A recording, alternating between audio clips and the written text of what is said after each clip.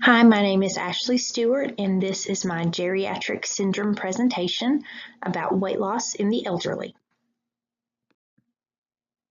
Involuntary weight loss is defined by a loss of 10 pounds or greater than 5% body weight over a period of 6 to 12 months.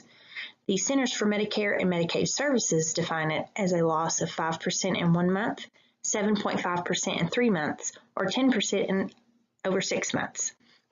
It can be classified in 3 ways: inadequate nutrient intake, excessive energy expenditure, or a combination of the two. There are several causes of involuntary weight loss. Some of these include social aspects like poverty, or if they live by themselves and are isolated. They could be victims of elder abuse. They could have a lack of nutritional knowledge or a decrease in physical activity.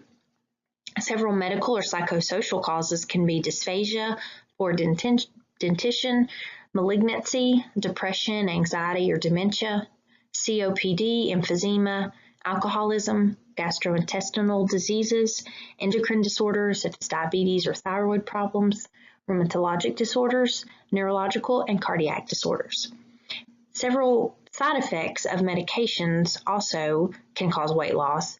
These classes, the most common ones are antidepressants, opioids, stimulants, thyroid medications, digoxin, theophylline, antibiotics, and lithium. We also go through several physiological changes as we age. We have a decrease in lean muscle mass, a loss of fat and skeletal muscle, decrease in gastric emptying rate, impaired taste and smell function, and changes in hormones like glucagon, leptin, cholecystokinin, and GLP-1 that causes us to feel full earlier, therefore decreasing our appetite and our appreciation for food. About 15 to 20% of all older adults will experience unintended weight loss. 30 to 50% of long-term care residents and 30 to 65% of hospitalized patients can experience this. These are significant statistics because as healthcare providers, we know that unintentional weight loss increases morbidity and mortality risks. These include hospitalizations, increased risk of fractures, pressure ulcers, infections, and a decline in activity of daily living function, and can even lead to failure to thrive. For this case study, I chose a 60-year-old male who I saw in clinical this semester. He lives alone, he is retired, he has allergies to Cipro and Effexor. His immunizations are up to date. His current medication list includes Paxil, Nystatin, hydrocodone, Soma, Meclizine, vitamin D, Protonix, ProAir, albuterol, aspirin, Plavix, azolastine, Spiriva, Wellbutrin, Docusate sodium, and Mucinex. His health maintenance seems to be up to date other than his colonoscopy, which he has refused. His past medical history shows several chronic health conditions. The ones that I wanted to point out that are most relevant to this case study is his pulmonary emphysema, alcohol dependence, major recurrent depression, and cervicalgia. So a patient suffering with unintentional weight loss can typically present with many different symptoms depending on the underlying cause.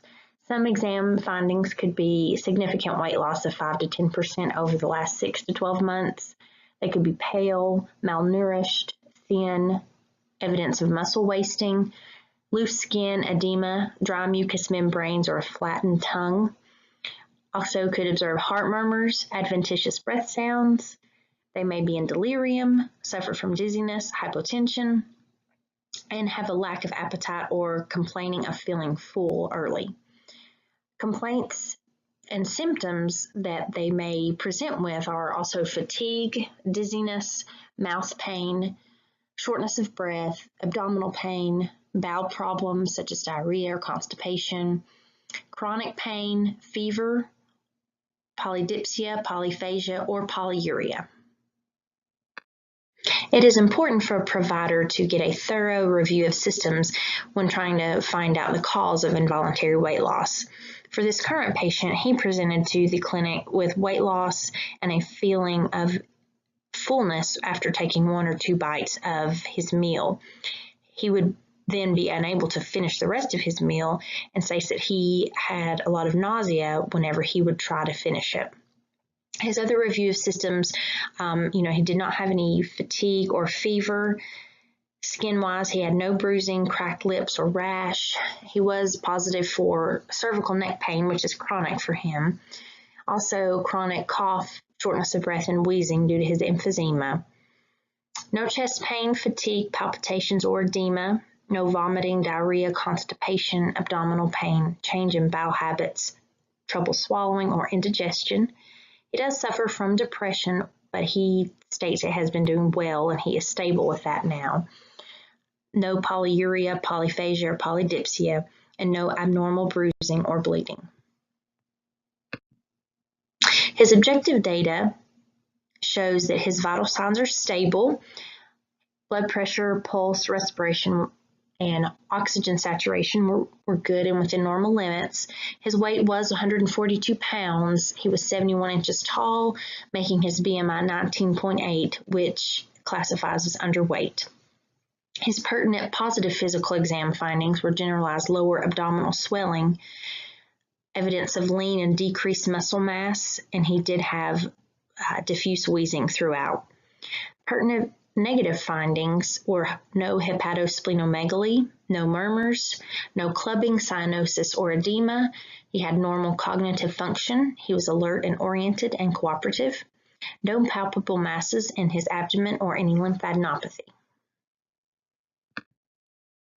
The screening tools I chose were the Hearing Handicap Inventory for the elderly screening version, the Time to Get Up and Go, Clock Drawing Test, and the Michigan Alcoholism Screening Test Geriatric version, or the MAST-G. I chose these tools because he was born with hearing loss and has suffered through that through his life, so I wanted to see how that had an effect on his overall well-being. Also, with his history of chronic alcohol use, I wanted to screen and see where he would rate on that. I also wanted to just check his cognitive function and his risk for falls to see if that had any bearing on his weight loss. For his handicap screening test, he did score a 32, which does suggest significant hearing handicap. The Get Up and Go test was within normal limits at 11 seconds, suggesting that he does not have an increased risk for falls. He did very well on the clock drawing test and scored a 4, indicating no cognitive impairment. But his MAST-G score was significant at 10, which indicates a high probability that the patient is dependent on alcohol.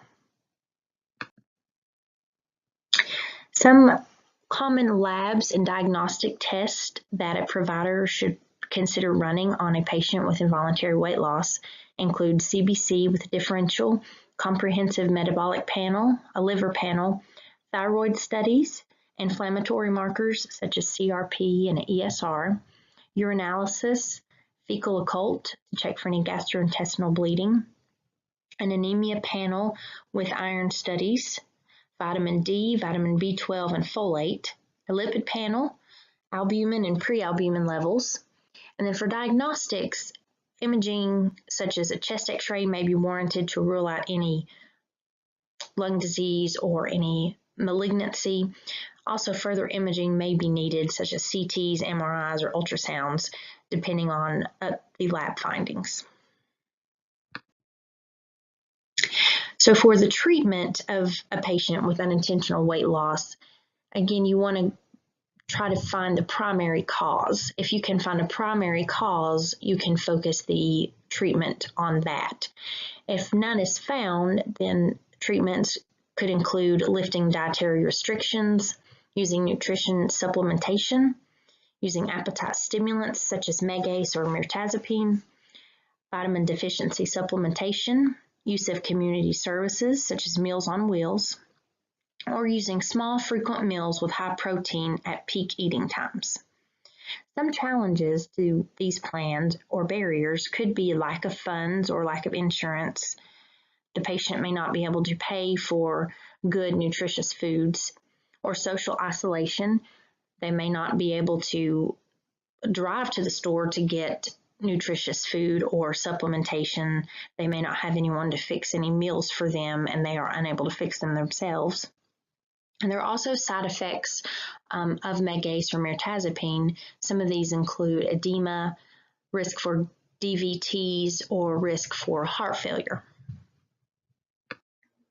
Some differential diagnoses for a patient with involuntary weight loss include malignancy, diabetes, thyroid disease, infection, alcoholism, autoimmune disease, and cardiopulmonary disease.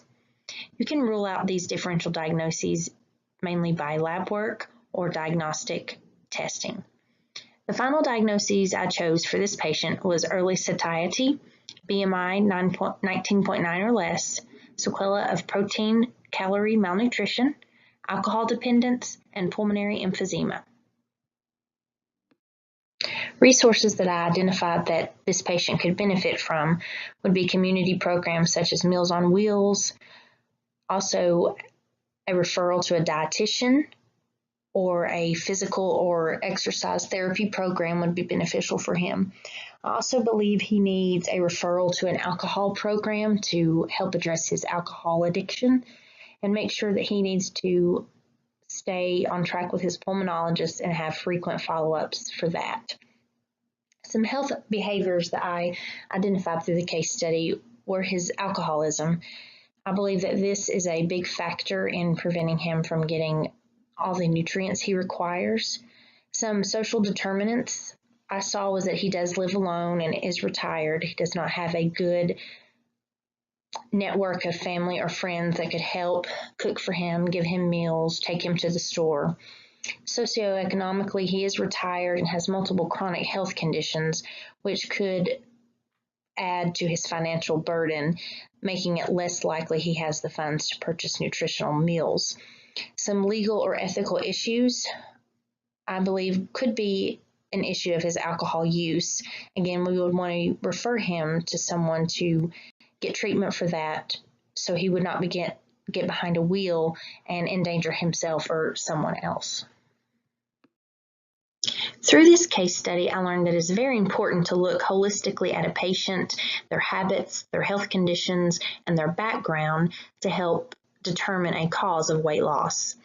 I also thought it was interesting how certain chronic conditions can severely affect nutritional status, such as the patient's alcoholism and his emphysema.